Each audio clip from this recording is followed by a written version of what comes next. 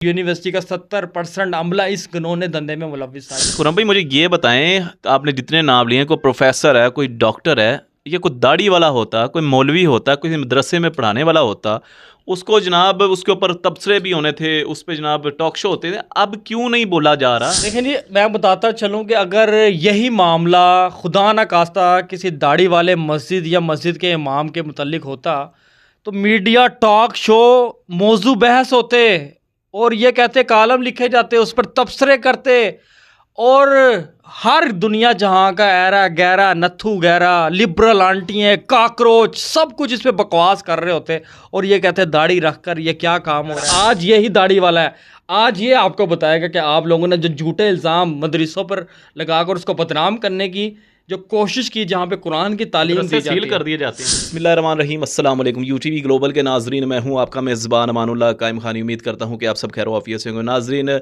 Islamia university Bahawalpur के अंदर जो घिनौना काम हुआ है, दिल दहला देने वाला काम हुआ है, इस वाले से हमने पहले भी एक वीडियो बनाई थी जिसमें 5500 तस्वीर का इंकशाफात किए थे, लेकिन यहाँ पे कुछ बड़े इंकशाफात होने जा रहे हैं। हमारे साथ मियाँ खुरम साहब ने ज्वाइन किया है। मियाँ खुरम साहब, क्या हो गया, ये क्या मामला चल रहे हैं? 5500 से 7200 पे आ गया है। अमानुल्लाह कायम खानी साहब, आप बात कर रहे हैं कि 5500 जो है वो लड़कियों की तस्वीरें निकली है, फाहिश वीडियो निकली है, चैट्स निकली है। एक और मोबाइल जो है वो पुलिस ने पकड़ा है जिसमें 7200 लड़कियों की फाहिश तस्वीर, चैट्स, वीडियो, नंगी वीडियो, वो वीडियो जो गूगल पे आप देखें तो कानों को हाथ लगाएं, यकीन करें इस इतने बड़े स्कैंडल ने जो है वो इस्लामिया यूनिवर्सिटी का नाम भी बदनाम किया, पाकिस्तान का नाम भी बदनाम कौन किया। कौन मुलव्वस है इस घिनौने काम में? मैं आपको बताता चलूं कि एक तो इजाज शाह ने इतराफ़ी बयान दे दिया है, जो चीफ सिक्योरिटी ऑफिसर था, जो उस यूनिवर्सिटी का रखवाला था, वो रखवाला नहीं था, वो लुटेरा था, इन लड़कियों की इज्जतों से खेलता था। मेजर इजाज शाह ने इतराफ़ी बयान दे दिया है और उसके बाद उसने ये भी कह दिया कि मैं वो चेहरे वो नाम बताऊंगा, वो उस असातिज़ा के, प्रोफेसरों के, प्रिंसिपल्स के नाम है। हर डिपार्टमेंट के 3 से 4 प्रोफेसर इस घिनौने धंधे में मुलविस थे।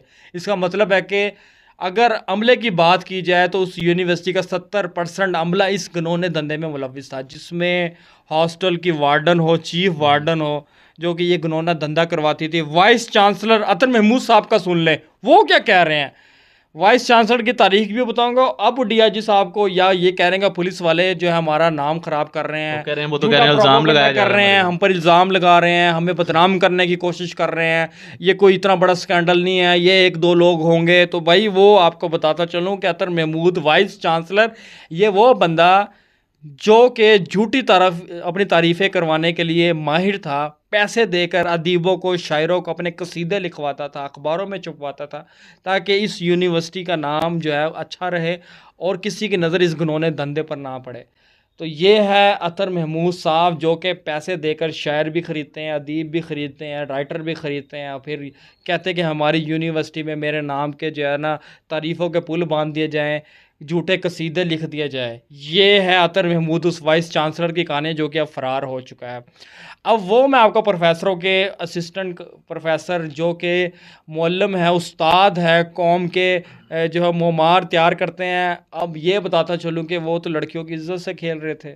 उसमें से doctor Ranjha, doctor Salim, doctor Imran, doctor Tahir, doctor Abu Bakar, बहुत सारे ऐसे नाम, उसमें से 8 उस यूनिवर्सिटी के तलबा इस घिनौने काम में मुलविस थे। तालबात उन्होंने इस काम में मुलविस की हुई थी। रात को यूनिवर्सिटी के हॉस्टल से लड़कियों को एम्बुलेंस में डालकर सप्लाई किया जाता था इन प्रोफेसरों के अयाशी के अड्डे पर, जगहों पर, ताकि वो अपनी इंजॉयमेंट कर सके। एम्बुलेंस आती थी, लड़की तैयार होती थी, उसकी जहन साजी कर दी जाती थी और ये इसको मजबूर किया जाता था कि तुमने सेमेस्टर में पास होना है, इजाफी नंबर लेने हैं, अच्छे नंबर लेने हैं, तुमने मेडल लेना है, तुम्हें क्या चाहिए, तुम्हें बस एक बात हमारी माननी पड़ेगी, वो जाना पड़ेगा, इन प्रोफेसरों को खुश करना पड़ेगा, अमीरों को खुश करना पड़ेगा, इनके इनके बिस्तर बनना पड़ेगा, इनके बिस्तर की जीनत बनना पड़ेगा, इनके साथ सोना पड़ेगा, फाहिश वीडियो बनानी पड़ेगी, तस्वीरें बनानी पड़ेगी।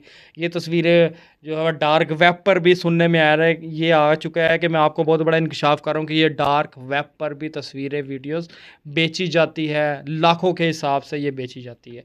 तो वो लड़कियाँ रात के अंधेरे में उस एम्बुलेंस में बैठकर वार्डन जो है वहाँ पे लड़की बीमारी का बहाना करती है, उसको रजिस्टर में लिख दिया जाता है कि उसको अस्पताल में दवाई के बहाने बाहर निकाला जाता है रात के अंधेरे में, फिर जो है वो रात जो है वो उसकी इस तरह गुजारी जाती है। तो इतना बड़ा ये घिनौना धंधा, एक किस्म की यूनिवर्सिटी नहीं थी, ये चकला था। अच्छा खुरम भाई, मुझे ये बताएं, आपने जितने नाम लिए, कोई प्रोफेसर है, कोई डॉक्टर है, ये कोई दाढ़ी वाला होता, कोई मौलवी होता, कोई मदरसे में पढ़ाने वाला होता, उसको जनाब उसके ऊपर तबसरे भी होने थे, उस पर जनाब टॉक शो होते थे, अब क्यों नहीं बोला जा रहा? देखें जी, मैं बताता चलूं कि अगर यही मामला खुदा न खास्ता किसी दाढ़ी वाले मस्जिद या मस्जिद के इमाम के मुतल्लिक होता तो मीडिया टॉक शो मौजू बहस होते और ये कहते कालम लिखे जाते, उस पर तबसरे करते और हर दुनिया जहाँ का ऐरा गहरा नत्थू गहरा लिबरल आंटियाँ काकरोच सब कुछ इस पे बकवास कर रहे होते और ये कहते दाढ़ी रख कर ये क्या काम हो रहा है, मदरसों में क्या काम हो रहा है। इदारे भी मैं बताता हूँ कि इन एक्शन होते और सख्त एक्शन लेने की यकीन दहानी करवाते इन लिबरल आंटियों को, इन कालम निगारों को, इन झूठे 2 नंबर लिफाफा सहाफ़ियों को,